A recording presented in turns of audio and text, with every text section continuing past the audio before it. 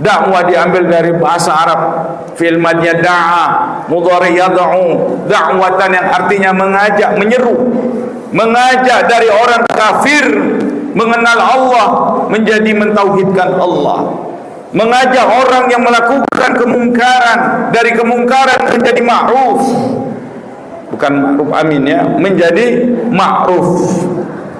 Orang yang dari hidup jahiliyah menjadi seorang yang muslim kafah. Itulah dakwah.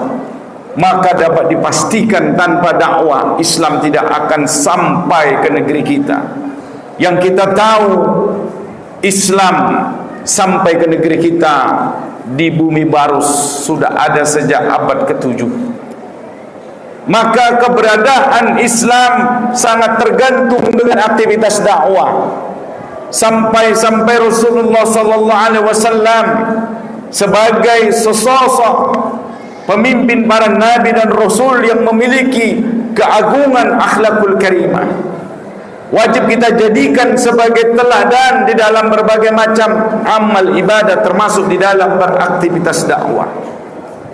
Tidak dikatakan kita mencintai Rasulullah sallallahu alaihi wasallam hanya bersolawat.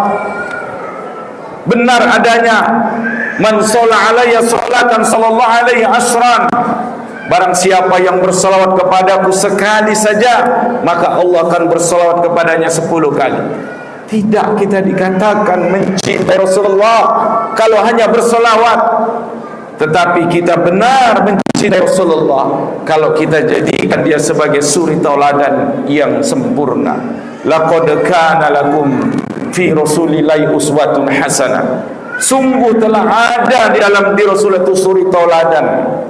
Maka suri tauladan kita kepada Rasulullah sallallahu alaihi wasallam bukan hanya terkait dengan akhlaknya, bukan terkait hanya dengan ibadahnya, bukan hanya terkait dengan masalah rumah tangganya, tapi juga secara paripurna termasuk di dalam aktivitas dakwahnya. Karena sejatinya semua yang dilakukan oleh Rasulullah adalah sunnah. Sebagaimana dalam ulumul hadis dikatakan bahwa sunnah adalah ma'udhifu ila Nabi sallallahu alaihi wasallam min qaulin aw fi'lin aw taqririn aw sifatin.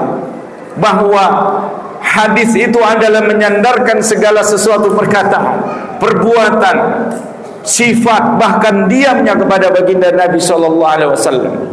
Maka termasuk di dalam aktivitas dakwah kita wajib mentelaah, mempelajari, mengkaji sirah nabawiyah, bagaimana langkah-langkah dan thariqah dakwah baginda Nabi sallallahu alaihi wasallam.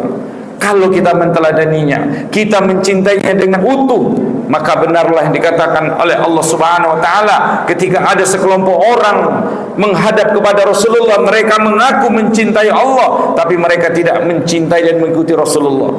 Qul in kuntum tuhibbunallaha fattabi'uni yuhibbukumullah wa yaghfir lakum dzunubakum wallahu ghafurur rahim. Katakanlah Muhammad, jika kalian benar-benar mencintai aku, kata Allah, ikutilah Rasulullah, ikutilah Muhammad, maka Allah akan mencintaimu dan mengampuni dosa-dosamu.